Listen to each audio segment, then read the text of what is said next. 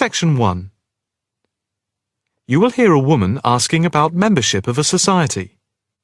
First, you have some time to look at questions 1 to 4.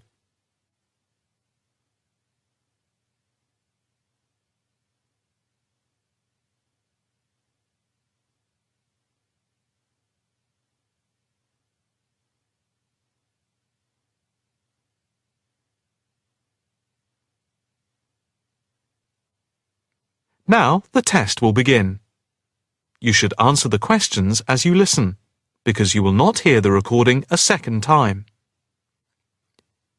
Listen carefully and answer questions 1 to 4. Hi. I'd like some information about joining the International Arts Society. That's no problem. What exactly can I help you with? First of all, I'd like to know about the membership fee. Well, there are 2 types of membership. Can you tell me what they are? First, there is lifetime membership, which means that you can have access to all the facilities at the Society itself and all exhibitions. Plus, you can have discounts to various events at affiliated arts organisations here and abroad. And on top of that, you can use the lifetime members' room. How much is that type of membership? Well, the lifetime membership fee is £1,537. OK. It's rather a lot to pay in one go. What about the other membership? The ordinary membership, that's £193 per year. That sounds a bit more reasonable. What does that entitle you to? You can visit the Society, including the exhibitions, the library, and follow the arts programmes on weekdays during the opening times from 10 a.m. to 9 p.m. and at the weekend between 10 a.m. and 5 p.m. On Saturday, if there's a special event like a lecture or restricted showing of an exhibition, then it opens until 9 p.m. So, what is the difference between this and the lifetime membership? In the long run, you save money as you're making a one-off payment, and you have exclusive use of the lifetime members' room. OK. What arts programmes do you run? Well, the Society has a very extensive programme to cater for all tastes. There's a series of exhibition rooms for the permanent collection of paintings, watercolours and sculpture. And then there's a new exhibition area which opened at the beginning of the year. And we run a series of courses and lectures to go with the exhibitions. Can I ask about the lectures? What is scheduled for this year? The latest list is in this leaflet. Oh, yes. That looks very good. Are all the exhibitions, etc., free if I join? Yes, everything is free. That's fair enough. I think in that case I'll join. Before you hear the rest of the conversation, you have some time to look at questions 5 to 10.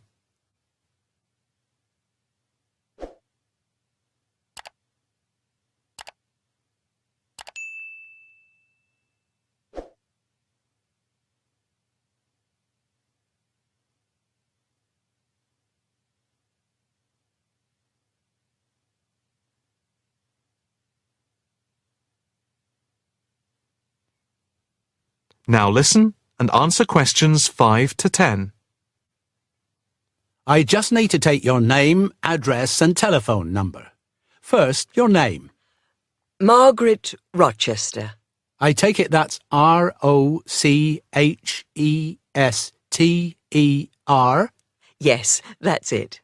And the address? It's 55 Stone Avenue. OK. Avenue. And the postcode? Let's see. It's MA7 4PQ. And a daytime telephone number? Can I give you my work number? Yeah, that's fine. It's 0207 895 2220 and the extension is 6633. Can I pay by credit card? Yes, of course. Do you want to pay for the full year at one time or by monthly instalments? You pay £4 extra a month if you pay by instalments. OK. I think I'll pay by monthly instalments. Right. If you just complete this form, then we can set up the monthly payments. OK. If you just put your PIN number in the machine, I can deduct the first month's payment. Right. That's gone through. Here's your card. I now just need to take your photograph over here, and then I can put it on your membership card. OK. That's it. I'll just print out your membership card. Right, here you are. Thank you. By the way, can I bring any friends to the Society exhibitions and lectures? With the ordinary membership, we can issue a day pass once a fortnight, which allows you to bring a friend in. But you have to accompany them. Thank you. Can I go in now? Yes. You just swipe your card here. That is the end of section 1. You now have half a minute to check your answers.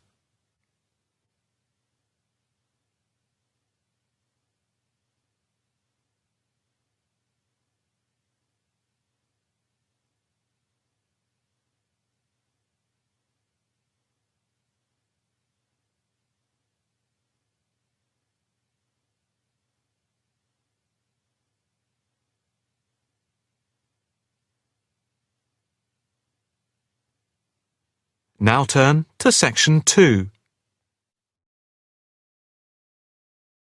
Section 2. You will hear a speech to a group of volunteers preparing for a town's anniversary celebrations. First, you have some time to look at questions 11 to 15.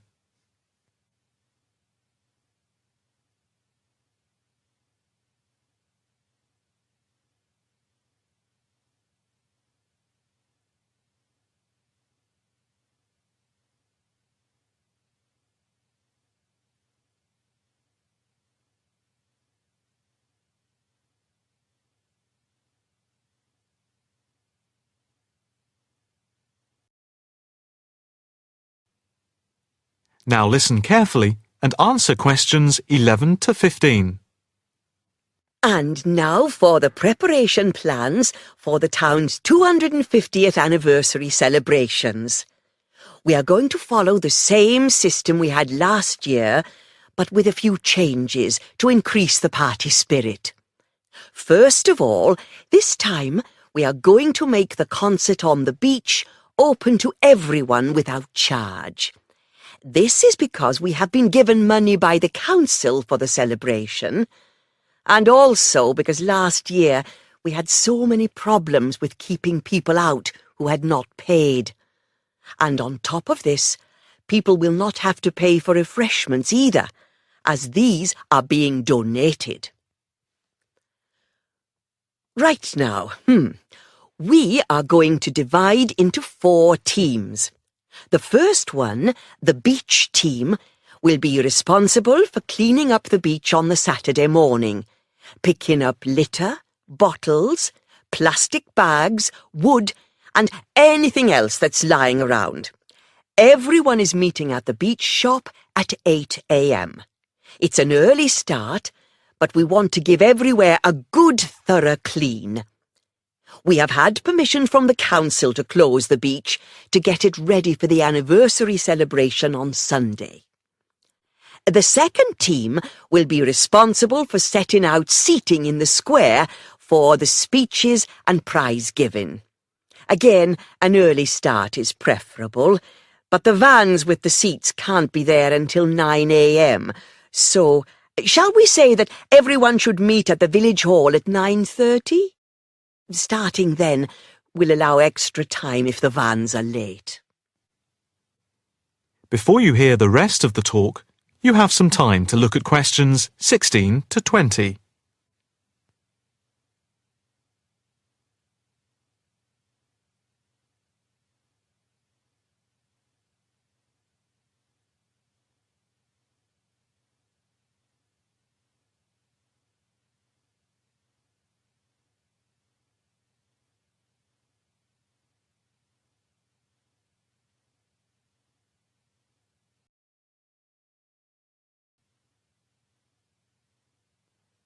Now listen carefully and answer questions 16 to 20. Now, the third team will be the judges. For each of the various competitions, we will have 3 judges. On the whole, they will have had experience of judging before. There will be a boat race, a swimming competition, and the best fancy dress. A cash prize will be given to the winner in each category, and for the 2 runners-up, there will be book tokens. There is a sponsored mini-marathon, and by the deadline, lunchtime today, we had 263 applicants, with ages ranging from 15 to 60. That's 80 more than last year. Each entrant has paid a £20 registration fee to enter, and all the profits will go to the local children's hospital to help fund much-needed specialist apparatus. The 4th team consists of the wardens for the day itself. We are expecting at least 10,000 people, if last year is anything to go by. The fields near the entrance to the beach can be used as car parks, and we need wardens to help make sure the actual parking is more organised than last year, which was a mess. We also need someone to be in charge of the first aid, which will be at the entrance to the beach. Finally, we need some volunteers for the clean-up. Last year we didn't do this very well, and so the council has agreed to provide large bags to collect all the recyclable material like glass and plastic, etc. But we have to deal with the rest, like leftover food, ourselves. We don't want to leave piles of rotten food around or dangerous bottles. That is the end of section 2. You now have half a minute to check your answers.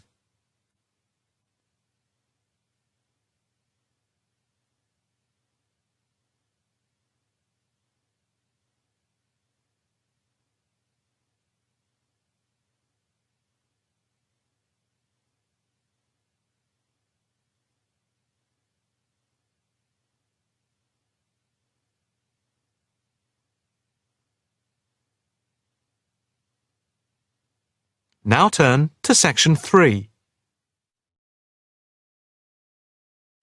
Section 3. You will hear a female and a male student talking about the mock exams that they have just taken. First, you have some time to look at questions 21 to 25.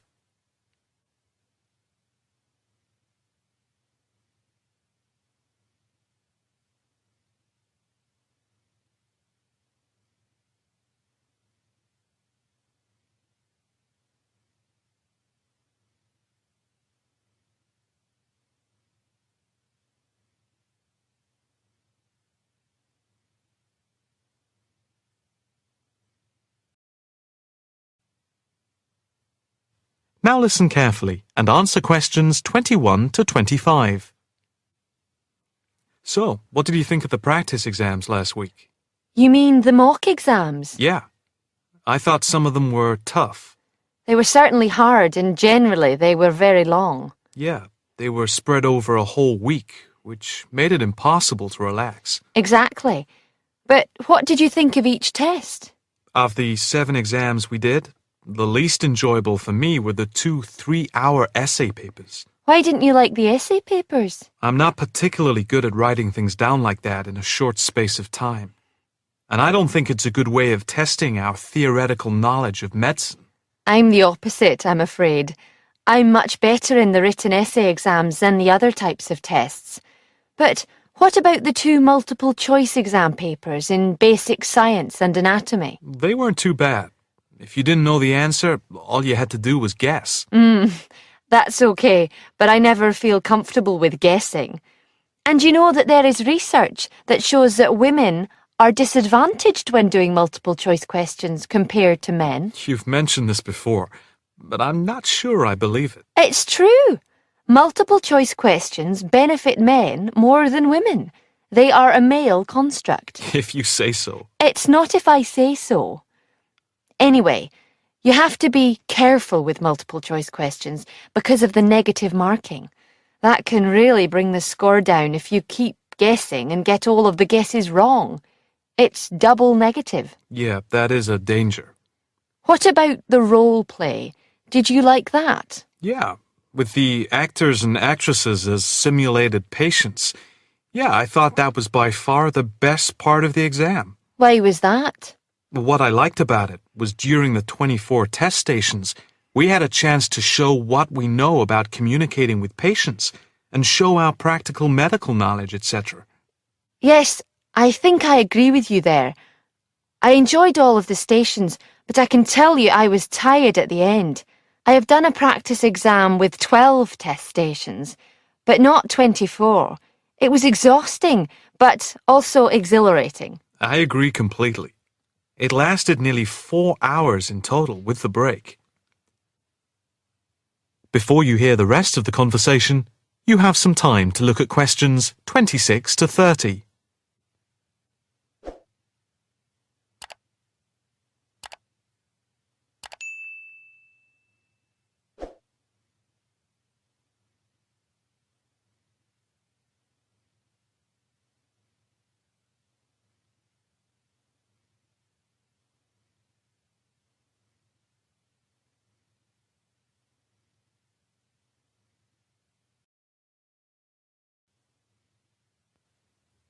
Now listen carefully and answer questions 26 to 30. What did you think of the other two exams? The two problem-solving tests? I didn't think I was going to handle them very well, but in the end, I think they went better than I thought they would. What I liked most was the test where we had to work in groups of 4, and to solve a problem, we had to prioritise actions. That was very interesting. I'm not sure that I did very well in that, though. Did you feel comfortable being in a group of 4 and having 4 examiners watching you as you discussed the problem? We did practice it several times before. You learn to forget that someone is watching you. But some people are better at speaking in group situations like that, and they get the best marks. The test doesn't just assess whether people can talk a lot. It's about showing you can listen, organise your thoughts, and then show you can be part of a team, allowing other people to speak. Well, we'll have to see how it goes. When do the results of the mocks come out? They said next week, and then it's the finals 2 weeks later. Yeah, we've got that to look forward to. What is the policy on resits? Why? Are you planning to fail? No, but, well, you know what I mean. The resits are held in September, and if there is any problem after that, it goes to appeal. We'll just have to make sure we don't fail any part of the whole examination. I certainly wouldn't want to do any of it again. Me neither. It's hard when you are not allowed to fail any of the exams. I bet they don't have that policy in any other subject. Probably not. That is the end of section 3. You now have half a minute to check your answers.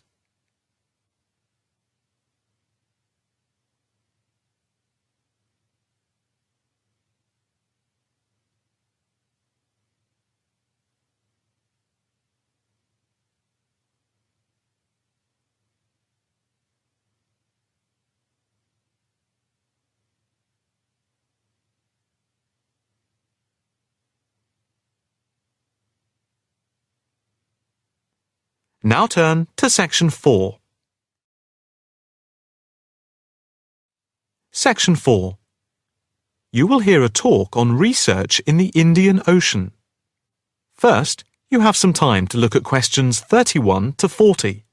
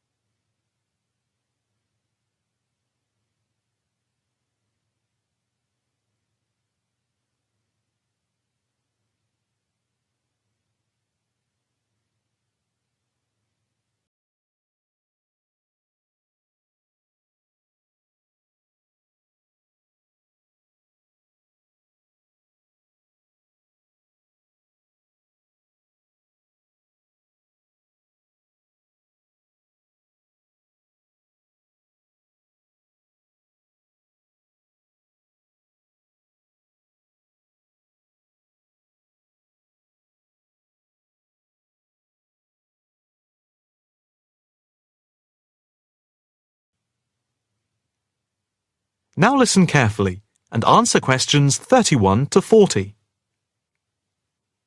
In this, the first lecture in our series on the changing face of the oceans of the world, we are going to look at the Indian Ocean, into which the Oceanography Department at the Institute here in Australia has been doing pioneering research over the past 5 years.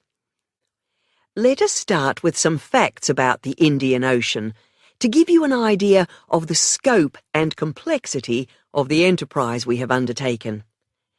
As you can see from the diagrams here on the screen, showing the relative size of the planet's 5 oceans, the Indian Ocean comes third after the Pacific and Atlantic Oceans, but is larger than the Southern Ocean and the Arctic Ocean. On this slide, you can see that the Indian Ocean is different from the 2 larger oceans in that it is landlocked to the north and does not extend into the cold regions of the North Pole. Covering some 73,440,000 square kilometres, the ocean constitutes approximately 1/7 of the Earth's surface and about 20% of the world's total ocean area. At the equator, it is around 6,400 kilometres wide, with the average depth being about 3,400 metres, and with the deepest point being the Java Trench at 7,450 metres. Flowing into the Indian Ocean, we have some of the world's greatest rivers. The Zambezi here, the Ganges here, the Indus, the Brahmaputra, and the Tigris-Euphrates just here. The 2 largest islands in the Indian Ocean, Madagascar, here off the coast of Africa, and Sri Lanka, here off the southern tip of India, are structurally parts of the continents of Africa and Asia, while islands like the Seychelles are exposed tops of submerged ridges. The Maldives are low coral islands, and Mauritius and Réunion are volcanic cones. The surface waters of the ocean are warm, except where the ocean touches the cold waters to the south. A network of scientists, mainly oceanographers and meteorologists from around the world, are monitoring changes in the ocean's temperature and acidity, especially where it meets the Southern Ocean, in order to see how global warming is having an effect on the waters there. An assessment is also being carried out on how this is impacting on low-lying habitats and peoples in the more populated coastal regions around the rim of the ocean. In the warmer north, islands are vulnerable to even the subtlest changes in sea levels and tides, so they are being closely watched. Moreover, a close eye is being kept on wind changes, especially alterations to the monsoon rains, typhoons, cyclones, and any other natural phenomena. In addition to the information sent from the ship that we have stationed off Antarctica, in the south of the Indian Ocean, data are being transmitted round the clock from buoys anchored at various points around the ocean. 5 of these buoys are observing ice packs and icebergs coming into the Indian Ocean from Antarctica. Besides the buoys, data on cloud cover and wind and temperature change are received by satellite. Satellite images are also being used to record the size of the icebergs from the moment they break off from Antarctica. Their course is then mapped as they move out into the Southern Ocean. Here at the Institute, the raw data from the various sources are received and the information is then constantly processed by a bank of computers.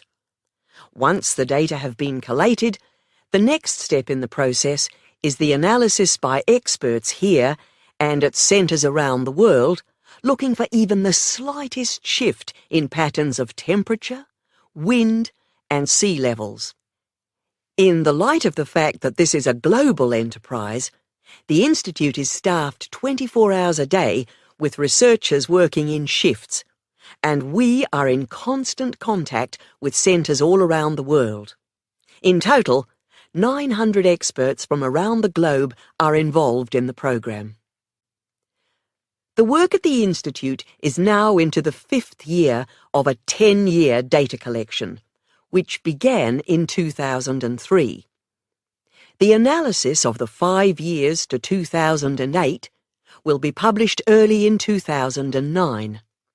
However, changes in patterns are already being noticed since the data have been gathered.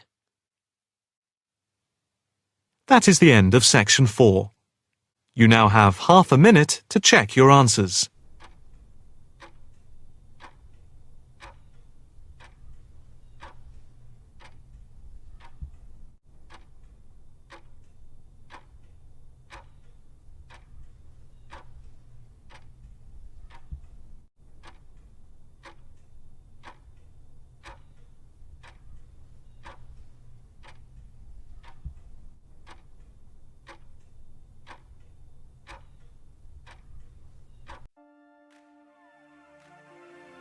That is the end of the listening test. In the IELTS test, you would now have 10 minutes to transfer your answers to the answer sheet.